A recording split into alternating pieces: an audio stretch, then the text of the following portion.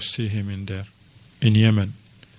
From Iraq here, then Mecca here, then Yemen after. Says, we're going to make Hajj. If we finish Hajj, we continue our way down south to sit with this alim of hadith. But then when they were in Hajj, Yahya ibn Ma'in said to him, well, actually, Abdul Razzaq ibn San'a, he's making Hajj this year. Allahu Akbar. So here he is. Ask him what you want to ask him. He says, La, I want to ask him where he is. And he didn't bother him in Hajj. And he continued the journey. Allah, شوف همة العلماء في طلب العلم. همة يا أخوان. No doubt you know the hadith of Abu Darda, a man who came the whole way from Medina to Iraq to ask him about one hadith. We will live like 10 minutes away from the masjid, still we can attend the class of Tawheed or Aqeedah. People, the Salaf, that's why they the Salaf, that's why Allah praised them, Prophet ﷺ praised them. They care about the Quran and the Sunnah of the Prophet ﷺ, and they implement it in their lives. The Shaykh, and we conclude with this, he says, that which the Prophet ﷺ has mentioned has took place. That which he warned against, the division, said this ummah will split, it will happen. Certain people began to bring some belief and some creed that has no proof whatsoever to support it from the Quran nor from the Sunnah, but rather from the rhetoric, from the false, principles based on logic that they inherited from the Greek philosophers and the like. That's why now there is division and splitting in Aqeedah amongst the Muslims, wal-iyadu billah, which leads to disunity amongst themselves. And they split, wal-iyadu billah. As for what causes the inhiraf and the splitting, that's what we're going to do next week, inshallah ta'ala. Things the Shaykh mentioned that causes the people. Why, if you wonder why not all the Muslims are on the Aqeedah of the Salaf, why they cannot see it like that. That's what we're going to learn in the next class, inshaAllah ta'ala. But I want to give you homework. I want you brothers, and also the sisters if they're here, to do this homework. Write 5 points from this class and bring it in a piece of paper. Okay? 5 points of this class. You have a whole week. So you got 7 days to come up with 5 points. Alright? So inshallah. Jazakumullah khairan, barakallahu feekum, wa sallallahu wa sallam ala Muhammad wa ala alihi, sahbihi wa sallama tasliman kathir.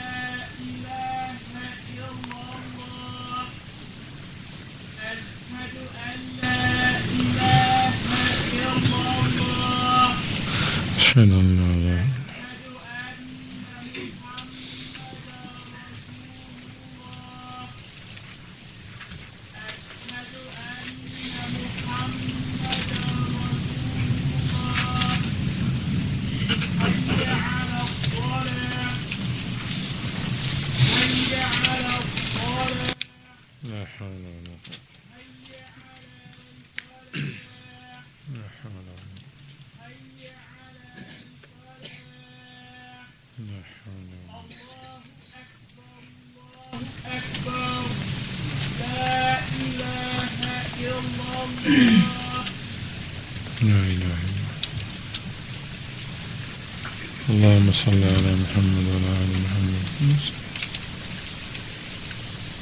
اللهم بارك على محمد وعلى اللهم بارك دعوة هذا مقام الله.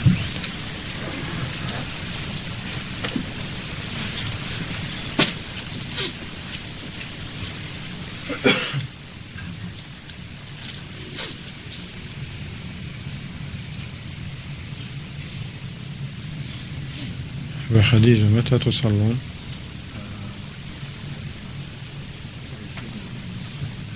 30. طيب.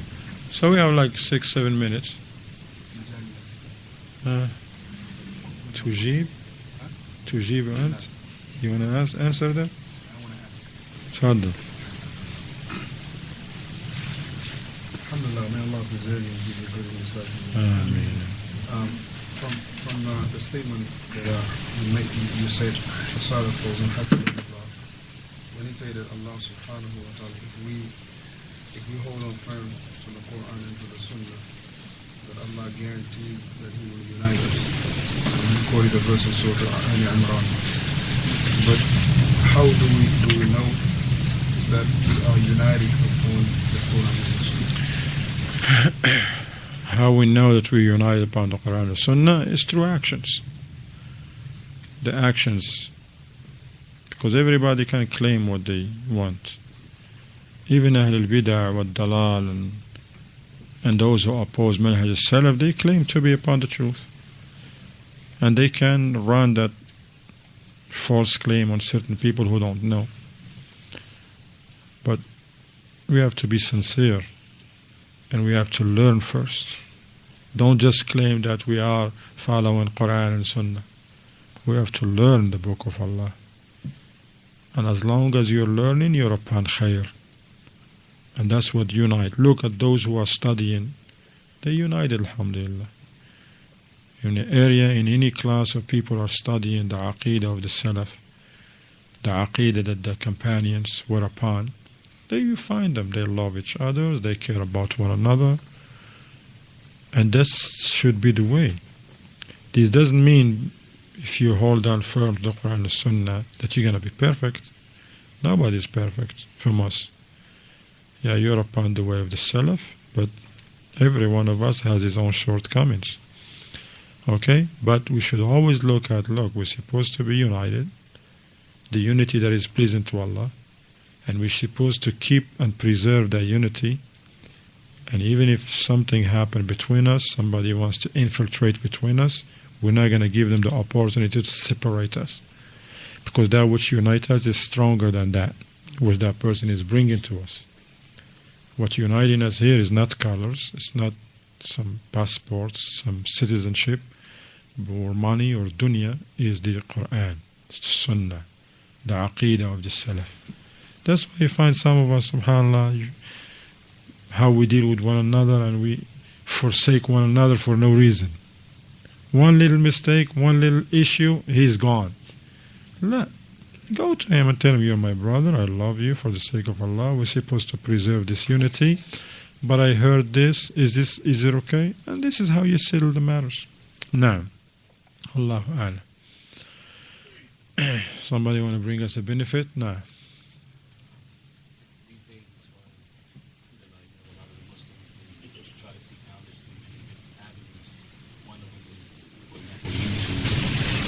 Just to clarify and help those No. some of those who they shouldn't listen to. No. The brother, he said, these days people, they're trying to learn the religion, but what about those who learn the religion and take it from YouTube, clips on YouTube? The ulama, our noble scholar, says that the best way to learn is to learn at the feet of the ulama. That's the best way to learn. The Sahaba, they learned from the Prophet ﷺ. Sahaba, they taught. Those who taught, they taught the Tabi'een. Some of the Sahaba learned from other Sahaba, alhamdulillah.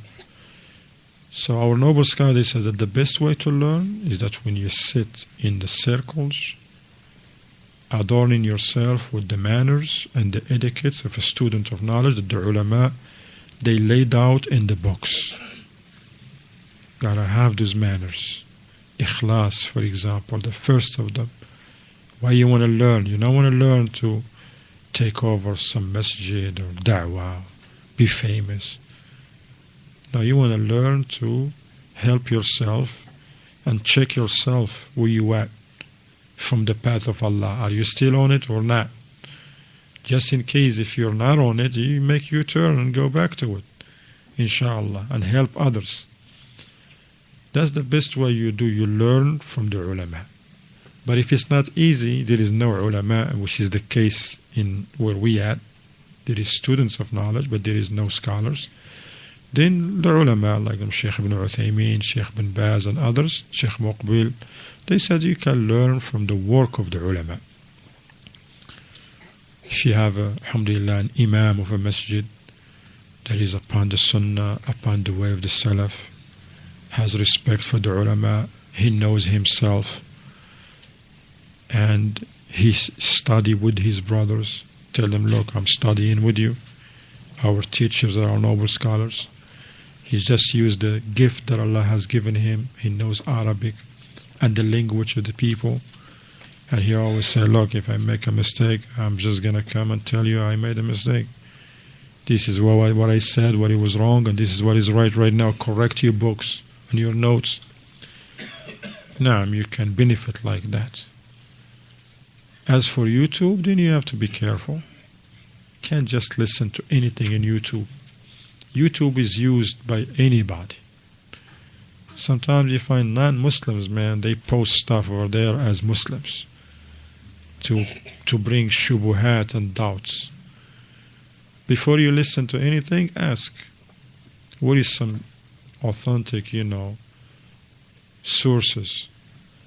Like here in America, mashallah, you can listen to the broadcast of the Masajid of Ahlul Sunnah wal Jama'ah through speakers right now, for example, from Masjid al-Awwal or Masjid al-Sunnah, Nabawiyya, or from Durham, or from our brothers whom we know they are upon the Sunnah, they still on it, alhamdulillah, and they adhere to it and they humble themselves. And also like our brothers who are known to us, alhamdulillah. And then likewise our brothers in the Salafi publications, Abu Khadija, Abu Hakim and Abu Iyad and their brothers. Those they connect themselves and their brothers and sisters to the ulama of Ahlul Sunnah wal Jama'ah. So don't just feel like I'm gonna just, alhamdulillah, any clip that can talk about Islam or have a title about Islam, I'm gonna listen to it. Be careful. Because sometimes you may listen to somebody and that person may be very eloquent and they can talk, and now you love him already. You're like, this is a man. Now later on, you've been doing it on your own, you never ask about this person.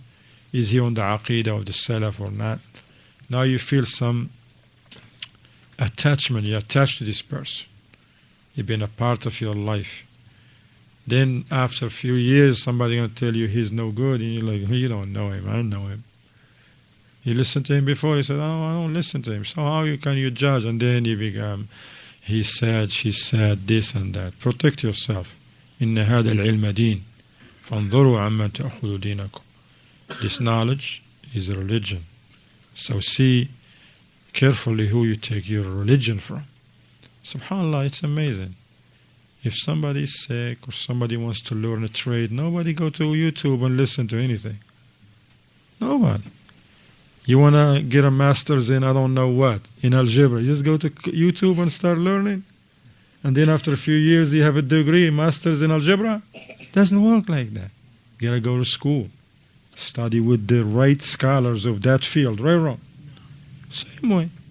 You want to be a doctor, just some few clips on YouTube and you're a doctor? I will never put a foot in your clinic. But people don't do that. They know it's not going to work. But when the deen of Allah, yeah, it's okay. No, it's not. You don't learn from YouTube unless if you know what sundat is from a proper source. From the proper sources, alhamdulillah. Barakallahu feekum, jazakumullah khairan. Sallallahu wa sallam ala Muhammad ala alihi wa sahbihi wa sallam taslim.